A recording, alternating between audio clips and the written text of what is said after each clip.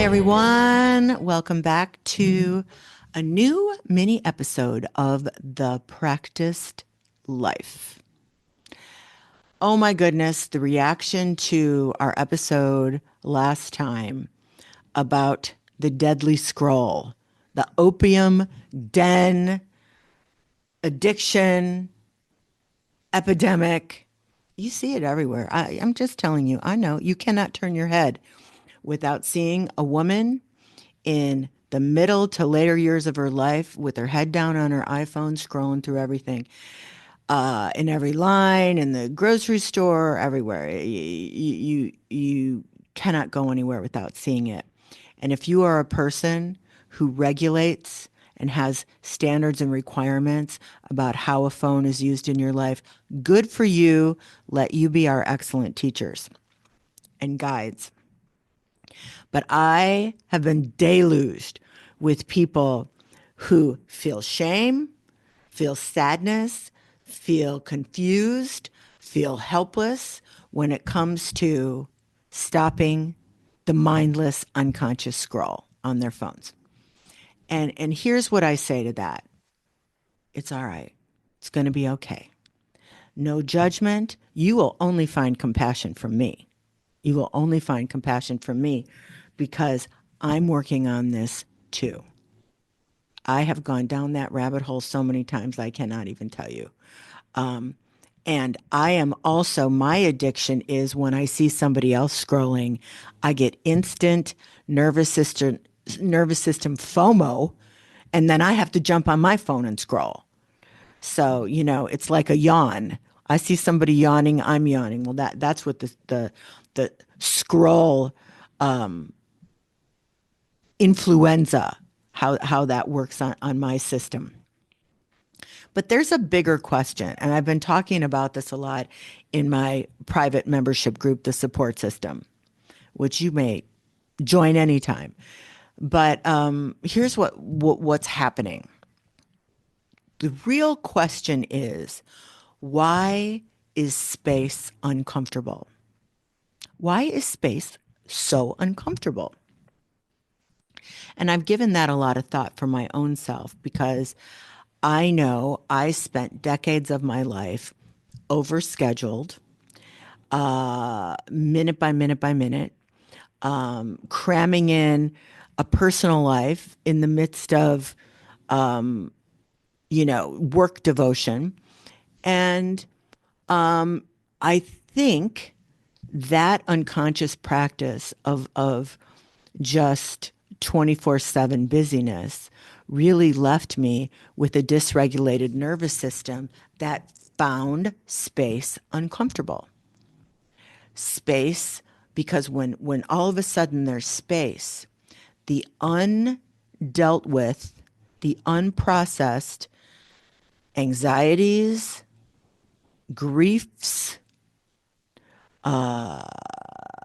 wounds, triggers, all the unprocessed stuff is laid bare when you have space.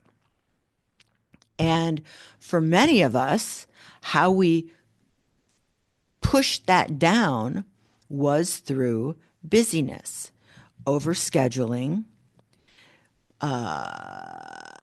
being, having things to do, think about talking on the phone, whatever was of the time, eating. What am I going to eat now? What am I going to eat now? How can I push this anxiety down? How can I push these feelings now? Maybe I need a glass of wine to relax. How am I going to push this anxiety down? How am I going to push these feelings down?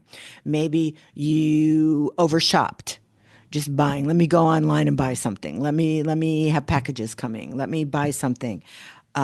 Maybe it is I'm just going to talk and talk and talk and talk. Have you ever been around somebody who they're thinking about what they're going to say and not listening to you? That's an anxiety move. That is, I need that space filled. I am not comfortable in silence. I need that space filled because if I create space and I allow silence, all those nervous feelings those anxious feelings I haven't dealt with will start to rise.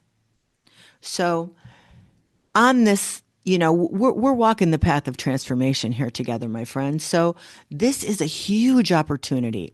So, what I'm going to suggest here is a complete reframing about the addiction to scrolling, unconscious addiction to scrolling. Not scrolling because you're looking for something, you need a recipe, you want to watch some animal videos for 5 minutes. Not that.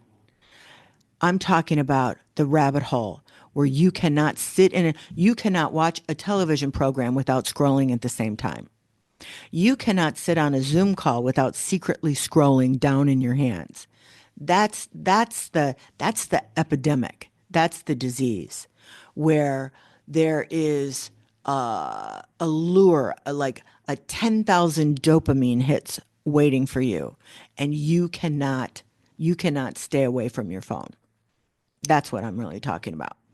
So, so on this path of transformation that we're walking, I want this reframing. I want you to consider this and then see if it lands for you. The reframing is this is a beautiful opportunity and portal. If you are interested in growth, if you are interested in expansion, if you are interested in living all the possibilities of your life, there's always some cleanup work to do. There's always a sticky wicket or two. There's always some undealt with something. That's all right. That's all right. So, with great compassion and some patient enthusiasm, take a look at this scrolling addiction as a portal. This is the portal where I learned to embrace making space. Space is really just being in the now moment, being willing to be in the now moment and to feel your heartbeat and to feel your breath and to be present and in the now moment where your nervous system just takes a big, deep, ah. That's what making space can do. That's the gift of it. And in that making space, all of a sudden, we can hear the guidance. We can feel the love and compassion. We can cultivate the qualities and the energies of receptivity that magnetize the next version of our lives. We're so excited to live. But that next version of our lives is always going to be elusive if if we don't make space. If we just keep ourselves so busy scrolling and busy and scrolling that we never have a now moment. That we never have a now moment. So that is the opportunity. It isn't about judging ourselves, beating ourselves up, having shame about it. It's about recognizing the fantastic opportunity we have for up leveling and for up leveling the quality of our daily life experience by making space. So here's some ideas for some practices. Number one, allow space in conversation. Allow the silences, the moments where there's no talking to just be. Notice when you have the urge to fill up those empty spaces with more talking and just take a breath and settle back and just see how it feels just to be in the now moment, even in the middle of conversation. The second thing is consider a meta practice. 2 episodes back, I walked you through the meta practice, the loving kindness practice that I created for myself. And that's episode 35. You can go there, you can use that as a practice for yourself. Cultivating the energy of loving kindness is also cultivating some space for reverence, for an everyday, ordinary kind of sacred. Cultivating loving kindness, that energy of loving kindness, very good for making space.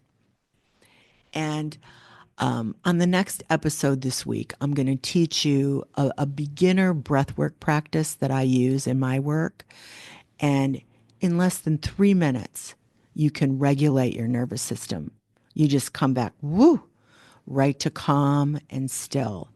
And I know I've worked with lots and lots of people who have used that depending on their anxiety level, which is only a practiced response. They've used it 1, 2, 3, 4, 5 times, 3 minute practice, 5 times a day. And they literally have transformed how their nervous system resets, what the set point is, to a much more calm, stable, space making level. So think about making space in your life. Think about practicing enjoying moments of space. Like think of those breaths as like, oh, it's like a cold glass of water on a hot day. Oh, I have space. Let me just luxuriate in this moment of space that I've created for myself.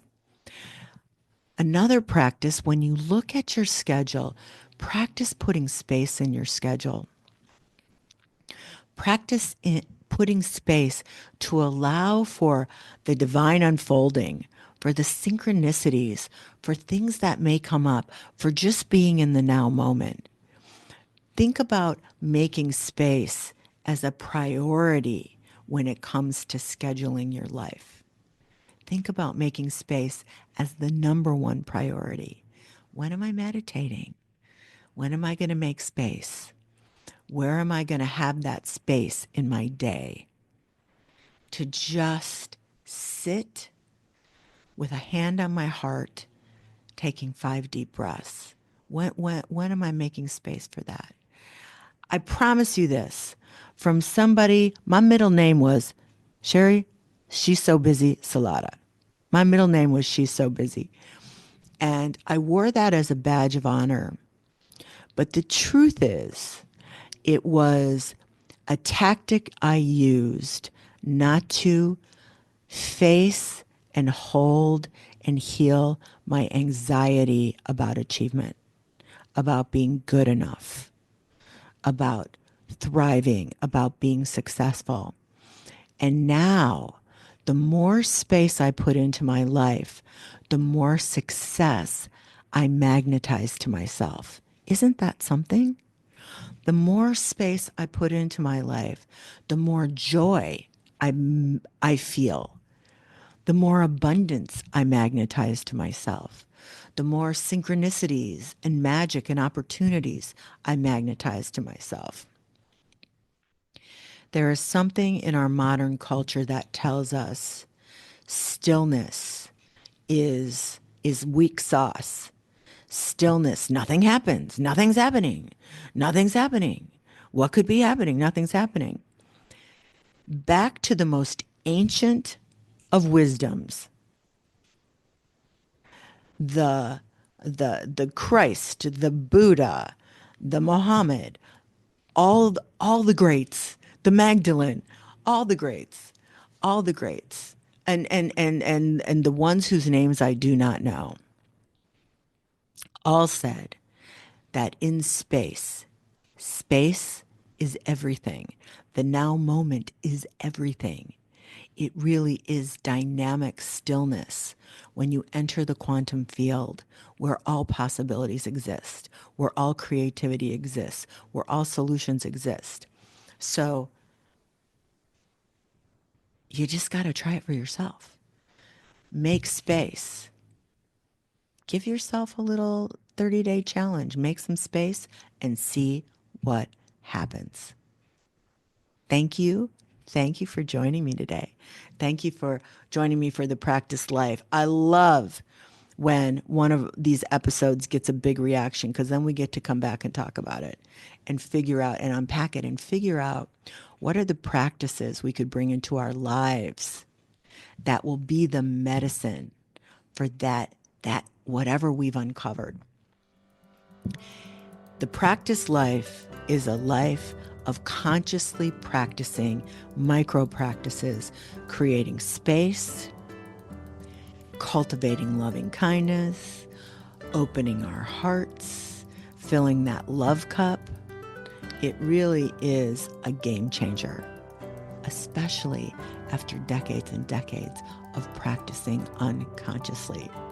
So if you are interested in practicing with us, I have a great free practice available in my free network, the Sherry Salata Network. You'll be put right into a 7-day practice challenge called Morning Magic. And it only takes a couple minutes to register. It really is just a couple keystrokes, and you will be able to have access to that practice. It's free. It's great. It is one of my daily practices, and it really is a good one. So go to sherrysalata.com/free network and get yourself some morning magic. I'll see you next time.